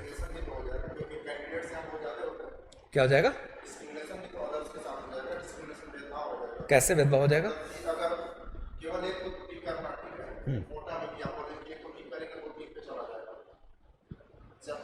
नहीं नहीं, तो ऐसा वही बोल रहा हूँ, नहीं तो चुनौती है, इसका समाधान हमारे पास नहीं है, वो सरकार ढूंढेगी।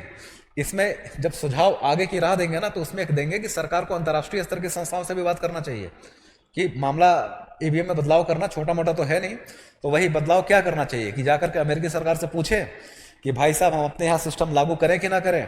नहीं, अगर हमारे यहाँ के साइंटिस्ट करने में कामयाब रहे तो ठीक है, नहीं तो उनके यहाँ के साइंटिस्ट से जाकर के पूछे जो इसमें एक्सपर्ट है कि भाई साहब हम लोग करना ये चाहते हैं, ये करे कैसे, ईवीएम में क्या बदलाव करना है, आप ये बताओ, तो वो लोग बताएंगे। ठीक,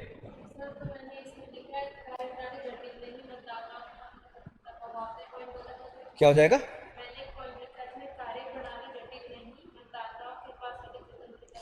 हाँ, ये अभी आपका गलत होगा, उसमें आधा हिस्सा सही है ना। अच्छा, अभाव लिखा ना तो वो गलत हो जाएगा, वो पॉइंट गलत हो जाएगा, वो चुनौतियां है।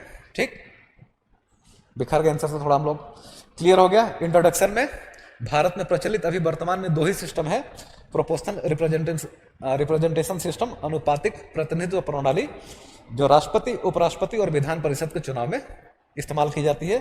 First past the post system, Lok Sabha, Vidhan Sabha और पंचायत में। उसके बाद से पैराग्राफ चेंज करके अप्रूवल वोटिंग का सीधे परिभाषा लिख देंगे कि यह चुनाव की एक ऐसी प्रणाली है जिसमें मतदाताओं के पास एक से अधिक मत देने का विकल्प होता है, लेकिन इसमें रैंक सजाने का या वरीयता देने का विकल्प नहीं होता। सिर्फ आप बताएंगे कि मुझे ये लोग पसंद है, कौन ज्यादा पसंद है, कौन कम पसंद है, कौन उससे कम पसंद है, यह है जब राष्ट्रपति, उपराष्ट्रपति और विधान परिषद का चुनाव होता है ना, तो उसमें आप बताते हैं, इसमें नहीं। ठीक, और उसके बाद से आ जाएंगे इसकी विशेषताएं। तो विशेषताएं आपने सही लिखा है, क्या क्या विशेषताएं इसकी होंगी?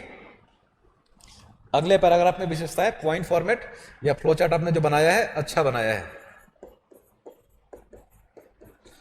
क्या क्या विशेषताएं होंगी बताइए? जैसे कि बड़े स्तर पे बात करें, हाँ, ध्रुवीकरण में कमी आएगी। हम लोगों ने अभी पोलराइजेशन की बात की थी कि अगर first past the post system है, first past the post system, और इसमें क्या है कि एक निर्वाचन क्षेत्र में मान लीजिए 5 कैंडिडेट है, इसमें से 30 लोगों ने बोला कि हम वोट नहीं देंगे, मतलब 70 वोटर्स हो गए। ठीक, किसी एक को 20 मिल गया और बाकी चारों को 12, 12, 12 और 14 ऐसा मिल गया। ठीक, मतलब उस निर्वाचन क्षेत्र में 100 लोग थे, लेकिन जिसको 20 वोट मिला वो पूरे निर्वाचन क्षेत्र का नेता हो जाएगा, 100 लोगों का नेता हो जाएगा। तो ये सिस्टम सही है क्या? नहीं है। लेकिन पुरानी पार्टियां इसको नहीं छोड़ना चाहेंगे। क्यों? हमारे देश में बहुत से ऐसे नेता हैं जो सिर्फ धर्म और जात के आधार पर ही अपनी पार्टी बनाई थी, अपनी राजनीति शुरू की थी। आज 35 साल से एमपी हैं या एमएलए हैं, मंत्री, मुख्यमंत्री जो भी हो सकते हैं, आज भी उनका एजेंडा सबसे पहले अपने निर्वाचन क्षेत्र में जाते हैं तो वही होता है, जात और धर्म का ही मुद्दा होता है। इससे ध्रुवीकरण में कमी आएगी, पोलराइजेशन में। ठीक ना? कैसे? कि अब पुराने नेता को पता था कि सिर्फ 20 लोग को मैं खुश कर लूंगा और मैं चुनाव जीत जाऊंगा। पिछले 5 बार से मैं इसे ही जीतता आ रहा हूं। वो वोटों को क्या करता था? किसी एक खास मुद्दे पर पोलराइज कर देता था। लेकिन अब पता है कि जनता के पास विकल्प है कि चलो इस नेता को हम जात के आधार पर चुनते हैं। क्यों? हम इसको पिछले 5 टर्म से वोट करते हैं। जो दूसरा नेता है वो विकास की बात कर रहा है तो ये भी अच्छा, हम इसको भी वोट कर देते हैं। जो तीसरा नेता वो शिक्षा की बात कर रहा है, हम इसको भी वोट कर देते हैं। अब इन भाई साहब को जो एक छत्र वोट मिलता था, अब वो मिलेगा क्या? अब उसका वोट बटेगा। पता चला कि उस क्षेत्र के 20 लोग ने तो इसको पोलराइज होकर के वोट दे दिया, लेकिन विकास और शिक्षा के नाम पर इस भाई साहब को पता चला कि 70 लोगों में से 60 लोगों ने पसंद कर लिया, इनको 9 लोगों ने पसंद कर लिया और इनको 1 लोगों ने पसंद कर लिया। तो पहले ये जीतते थे, अब कौन जीतेगा? जिसको 60 वोट 60 लोगों ने प्रेस किया है, पहला दूसरा तीसरा नंबर तो देना नहीं है। कि 3 विकल्प था कि ये ऐसा आदमी है कि 70 लोगों ने वोट किया है सी, और 60 लोगों ने इसको वोट किया है किसी न किसी रूप में। तो अब एक अच्छा नेता माना जाएगा 60 लोग का प्रतिनिधित्व करता हुआ। और वो क्या करेगा, अब उसको समझ में आ जाएगा हर नेता को कि एक मुद्दे पर तो जीता नहीं जा सकता है। तो ध्रुवीकरण की समस्या जो हमारे देश से है वो समाप्त हो जाएगी। दूसरा क्या, व्यापक प्रतिनिधित्व होगा। अभी जो पहले नेता जीत करके जाता था वो 20 लोगों का वोट लिया, लेकिन अब जो जीत करके जा रहा है कितने लोगों का ले रहा है, 60 लोगों का ले रहा है। तो जो रिप्रेजेंटेशन है उसका सिस्टम अच्छा हो रहा है ना। हाँ, स्थिरता सुनिश्चित होगी। अभी क्या होता है कि जीत करके गए जात के मुद्दे पर, पता है कि मेरे को 80 लोग पसंद नहीं कर रहे हैं मेरे निर्वाचन क्षेत्र के, अब जनता के बीच में जाऊंगा तो लोग तो सपोर्ट कर नहीं रहे किसी भी हाल में, खाली जीत करके मैं विधायक बन चुका हूं। तो क्या कोशिश करेगा कि निर्दलीय हूं, विपक्ष में बैठा रहूं? नहीं, वो कोशिश करेगा कि मैं किसी ना किसी सत्ताधारी दल के साथ हो जाऊं कैसे भी, ताकि मेरे को कुछ मॉनेटरी बेनिफिट मिल पाए। ठीक, उसका अपना रीढ़ का हड्डी सामान्य तौर पर ऐसे नेताओं का नहीं होता है। वो क्या होता है, किसी ना किसी पार्टी पर डिपेंडेंट होते हैं। तो ये सब क्या है, बड़ी चीज है। तो पॉइंट फॉरवर्ड बता देना है कि इससे ध्रुवीकरण में कमी आएगी, और हाँ, पोलराइजेशन ये कम होगा, व्यापक प्रतिनिधित्व बढ़ेगा, और क्या था, स्थिरता सुनिश्चित होगी। कि अब जो जीत करके गया उसको पता है कि मुझे 60 लोगों ने चुना है, 60 लोगों का मैं नेता हूं, क्षेत्र के लोग मेरी बात सुनेंगे। तो क्या किसी की गुलामी करने का, किसी पार्टी का तलवा चाटने का मुझे जरूरत नहीं है। तो खरीद फरोख्त का जो धंधा होता है वो क्या, वो समाप्त होगा। अभी क्यों आसानी से कोई जंप मार जाता है और किसी को फर्क नहीं पड़ता है कि 20 लोगों ने मिलकर एक नेता को चुना है, वो कांग्रेस का है, बीजेपी का है, फर्क क्या पड़ता है, परसों किसी और पार्टी में चला जाए, 80 लोगों ने तो उसका नाम पसंद किया है, तो 80 लोग कोई मतलब होता नहीं है। लेकिन अब क्या है, अब पता चला कि जो जीता उसको 60 लोगों का वोट मिला है, तो उसके ऊपर खुद रिस्पॉन्सिबिलिटी, अकाउंटेबिलिटी ज्यादा होगी कि अगर मैंने छलांग मारी तो अगले बार जाऊंगा तो जिन 60 लोगों ने वोट दिया एक भी नहीं देगा और बाहर हो जाऊंगा। तो अकाउंटेबिलिटी क्या होगा, नेताओं में या जनप्रतिनिधियों में जनता के प्रति उत्तरदायित्व बढ़ेगा। ठीक, इससे राजनीति का समावेशीकरण होगा। ये सब इसकी विशेषताएं हैं, फायदे हैं। लेकिन सुझाव के साथ और चुनौतियों के साथ हम लोग निष्कर्ष लिख देंगे। ठीक, चुनौतियां क्या क्या है, अलग से हेडिंग नहीं बनाएंगे चुनौतियों का, मैं बना दे रहा हूं, लेकिन आप लोग नहीं बनाएंगे। पैराग्राफ चेंज करके पॉइंट फॉर्मेट में या एक पैराग्राफ में लिख देंगे कि सबसे पहले जनता को समझाना बड़ा मुश्किल है। First past the post system, हम लोग को लगता है कि जाकर के बटन दबा दो हो जाता है। चुनाव आयोग का वो पसीना छूट जाता है कि आदिवासी बहुल क्षेत्रों में जाओ, ग्रामीण क्षेत्र में जाओ और समझाओ कि ईवीएम है, उसमें जाकर के आपको एक बटन दबाना है। वो पूछेगा कौन सा बटन दबाना है, तो बोलेगा कि आपको जो पसंद है, आप उस नेता का चुनाव चिन्ह दबा देना। अब वो भोले भाले आदिवासी पूछते हैं कि चुनाव चिन्ह क्या होता है, पहले ये बताओ, और हमारी पसंद का नेता कौन है ये बताओ, कि हमारे ये चुनाव में जो 10 लोग खड़े हैं मैं किसी को जानते नहीं, वोट किसको दूं? तो बोलेगा नोटा दबा देना, अगर कोई पसंद नहीं आया तो बोलेगा नोटा क्या है, ये मैंने कभी सुना ही नहीं। तो इतनी ही प्रक्रिया समझा पाना बहुत मुश्किल है। अभी आप उनको बोलेंगे कि जा करके देखो भाई इतने विकल्प है, तुम पहले मोटा दबाना, मेनी ऑफ द एबव, उसके बाद से अपने पसंद के 3-4 जो भी तुमको मन करता है वो दबाना, और नहीं पसंद हो तो नोटा दबाना। अब पता चला कि कोई गया, सारे उस निर्वाचन क्षेत्र के लोग ऐसे समझ गए कि हमें जाना है और सारे बटन को प्रेस कर देना है जितने हैं। तो इस सिस्टम में तो काउंट करना पड़ेगा ना ईवीएम को कि भाई 10 कैंडिडेट खड़े हैं और मेनी ऑफ द एबव जब देना है तो मैं गया और 10 को पिंच कर दिया कि लो भाई मुझे 10 पसंद है। इससे क्या होगा, चुनाव खत्म होगा और पता चला कि कुछ मतलब कुछ रिजल्ट ही नहीं निकलेगा कि सबको बराबर वोट मिल गया। यही होगा ना कि सबको, हर मतदाता ने गए और सभी बटन को दबा दिया, लास्ट में सबको बराबर वोट मिल गया। तो पहला इसकी जटिलता है जो जनता को समझाना मुश्किल है, ठीक ना। और यही जो दूसरा विकल्प है, हाँ, कि लोग ऐसा आ जाए कि भाई सबको हम वोट कर देते हैं तो कोई स्पष्ट निष्कर्ष नहीं निकलेगा। तो इससे जो हम लोग स्थिरता बढ़ा रहे हैं, इससे वो हो सकता है कि अस्थिरता और बढ़ जाए, ठीक ना। तो ये सब चुनौतियां है। समाधान क्या है, वही कंक्लूजन में समाधान के साथ लिख देंगे, लेकिन यह वर्तमान भारतीय परिस्थितियों के हिसाब से उचित व्यवस्था प्रतीत होती है। अतः सरकार को इसे लागू करने के लिए जनता को पहले जागरूक बनाया जाए, शिक्षित किया जाए, उनको पायलट प्रोजेक्ट के तौर पे, ऐसा नहीं कि लोकसभा के चुनाव में सीधा पूरे देश में इंट्रोड्यूस कर दिया, एक छोटे से किसी चुनाव में, पंचायत के चुनाव के 10-12 पंचायतों में इसको इंट्रोड्यूस करके देखो, अगर परिणाम बेहतर होता है मतलब पायलट प्रोजेक्ट चलाया जाए। इन सब चीजों को करके हम लोग क्या करना चाहिए, अपने सिस्टम में अगर अच्छा है भारतीय परिस्थितियों के हिसाब से तो शामिल करें। ठीक है, क्लियर है? इंट्रोडक्शन में क्या लिखना है, मेन बॉडी में क्या लिखना है, कंक्लूजन में क्या? चुनौतियां नहीं देना, पैराग्राफ चेंज करके एक लिख देना कि हालांकि इस प्रणाली के अपने कई सारे दोष भी हैं, जैसे हाँ जैसे आपने किया, और 3-4 पॉइंट जो है वो अपना बता दीजिए। अब अगला क्या है, बिम्स्टेक के बारे में है ना। इसका पूरा नाम क्या है, Bay of Bengal multi sectoral technical and economic cooperation इसका नाम है। इसका संक्षिप्त परिचय देना है, तो आपने इसका संक्षिप्त परिचय अच्छा दिया है। क्या क्या देना, कभी भी आप लोगों से किसी संस्था का परिचय पूछा जाए तो उसमें 3-4 चीजें जोड़ करके इंट्रोडक्शन लिखना है। अगर कहा गया है कि अलग से, जैसे क्वेश्चन ये हो ना कि बिम्स्टेक के महत्व को बताइए, संक्षिप्त परिचय देने को नहीं बोला गया, तो बिम्स्टेक के लाइन में 1-2 लाइन बारे में 1-2 लाइन लिखेंगे। लेकिन कहा गया संक्षिप्त परिचय दे तो थोड़ा डिटेल में जाएंगे, जैसे इंट्रो में इसकी स्थापना कब हुई, किस उद्देश्य के साथ इसकी स्थापना की गई, इसमें कितने सदस्य देश हैं, ठीक ना।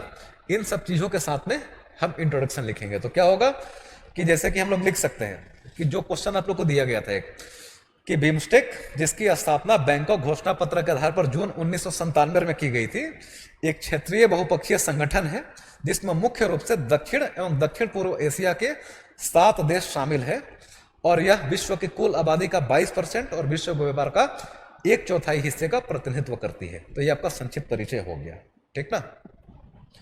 क्या क्या, स्थापना कब, 1997। उद्देश्य क्या है, आपसी सहयोग से बहुत सारे, मतलब ये एक डाइवर्सिफाइड, मतलब इसके काम बहुत सारे हैं। साइंस मतलब आपस में Bay of Bengal initiative for multi sectoral technical and economic cooperation, मतलब टेक्निकल तो है ही कि साइंस एंड टेक से संबंधित हम प्रवृत्ति की बात करेंगे, इकोनॉमी को कैसे और प्रोत्साहित करें उसकी बात करेंगे। मल्टी सेक्टोरल में बहुत सारी चीजें हैं कि संस्कृति को कैसे प्रोत्साहित करें, ऊर्जा के लिए हम लोग क्या करें, पर्यावरण संरक्षण के लिए हम लोग क्या करें, आपस में कनेक्टिविटी बढ़ाने के लिए क्या करें। हाँ, तो बस मतलब उद्देश्य पूछा जाए तो जो भी इसका सदस्य देश है उनका चौतरफा विकास करने का इसका उद्देश्य है, ठीक। इसके साथ में आप लोग इंट्रोडक्शन लिख देंगे और यही इसका संक्षिप्त परिचय होगा। और अगर डायग्राम बनाने आता है, मैप बनाने आता है, तो छोटा सा साउथ ईस्ट एशिया का मैप बनाइए और 7 देशों को डिनोट कर दीजिए। एकदम एग्जैक्ट हो बिल्कुल जरूरी नहीं है, मोटा मोटी भी समझ में आ जाएगा कि कौन कौन से हैं। इंडिया है, भूटान है, नेपाल है, थाईलैंड है, म्यांमार है, बांग्लादेश है, और कौन छूट गया, इंडिया, भूटान, हाँ श्रीलंका है। India, Bhutan, Nepal, Bangladesh, Myanmar, Thailand और श्रीलंका, ये देश हैं, ठीक ना। ये लिख देंगे, इसका संक्षिप्त परिचय हो गया। आपसे पूछा गया है कि भारत के संदर्भ में इसका क्या महत्व है, तो आंसर का जो मुख्य हिस्सा होगा हम लोग बताएंगे कि भारत के संदर्भ में इसका महत्व, और कैसे बताएंगे, हेडिंग के रूप में। कई सारे तरीके हैं जिनमें इन्होंने जो तरीका अपनाया आपने वो भी ठीक है, कि आर्थिक रूप से ये हम लोग का फायदा है, रणनीतिक रूप से ये फायदा है, सांस्कृतिक रूप से ये फायदा है, साइंस एंड टेक के नजरिए से ये फायदा है, इन्वायरमेंट के हिसाब से ये फायदा है। अगर ये पता है तो ठीक है, और नहीं तो जो मैगजीन में आप लोग का है कि नेबरहुड फर्स्ट, भाई आईआर में एक बात चलती है कि पड़ोसी का कोई विकल्प नहीं होता, ठीक ना।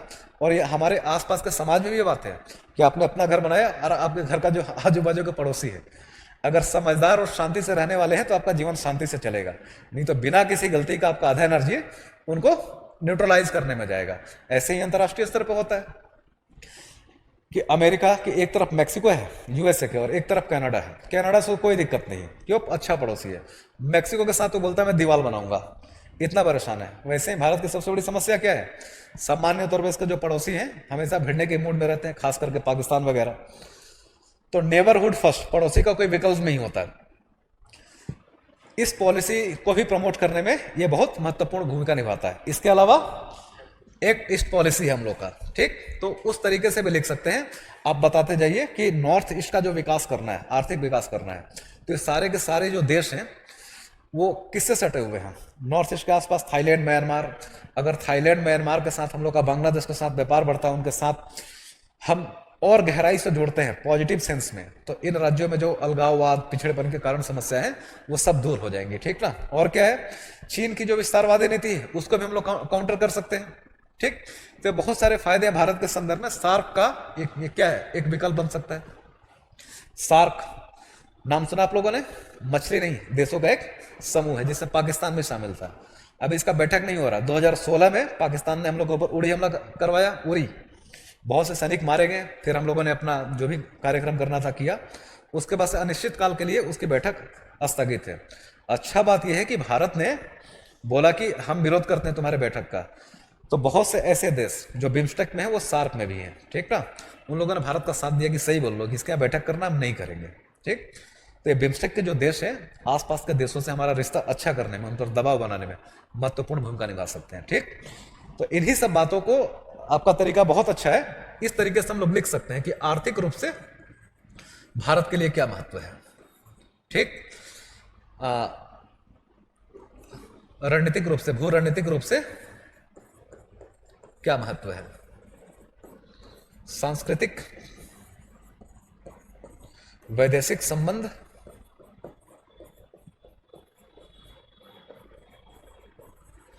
अपने व्यापार प्रमोशन,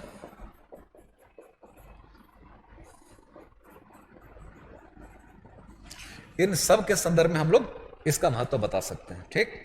और निष्कर्ष में से क्वेश्चन का हमेशा क्या बताया जाता है कि भाई है तो बहुत अच्छा, जब इतना ही अच्छा है तो काम क्यों नहीं हो पा रहा है, ठीक ना। पहली बार स्थापना के बाद से विदेश मंत्रियों की बैठक हुई है। 2004 में जो लक्ष्य बनाया था वो आज तक पूरा नहीं हो पाया। मतलब इसमें जो देश है ना वो सीरियस नहीं है। एक काम कहें, मतलब संगठन बना लिया लेकिन बहुत ज्यादा एक्टिव नहीं है, तो एक समस्या है। तो इस समस्या को दूर करने के संदर्भ में सुझाव देना चाहिए हम लोग को, ठीक। तो जैसे कुछ कारण है, अब इसमें देखेंगे कि काम किसका किसका क्या है, तो वो डिटेल में हो जाएगा, हम लोग कभी बाद में बात कर लेंगे। जैसे कि सबका काम बटा हुआ है।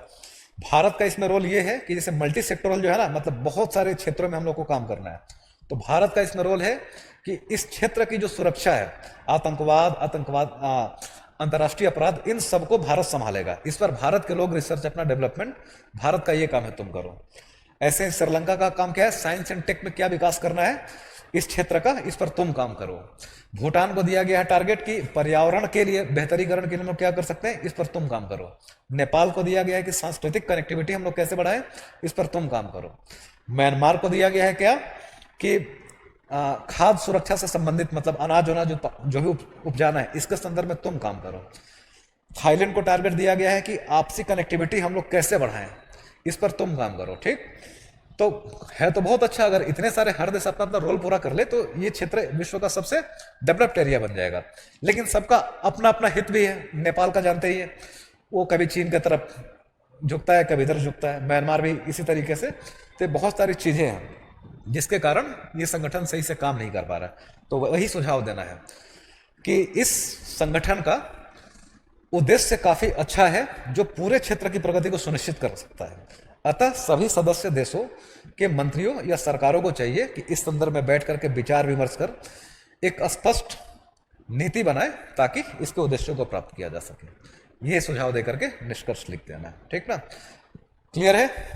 और कोई सवाल है आप लोगों का? सर, आतंकवाद सबसे बड़ा मुद्दा है भारत के लिए।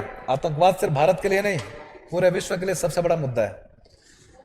ऑनलाइन के बच्चे जो कॉपी सबमिट करना चाहते हैं वो बस 1 घंटे का ही टाइम है, 2 दिन बाद एक्सेप्ट नहीं होगा। कि आप लोग डिस्कशन सुनने के बाद से आंसर 100% सटीक लिख करके भेजते हैं, तो पहले गलत भेजिए कि आप लोग का सही फीडबैक मिल पाए, उसके बाद से फिर दोबारा लिख करके भेजिए, ठीक है।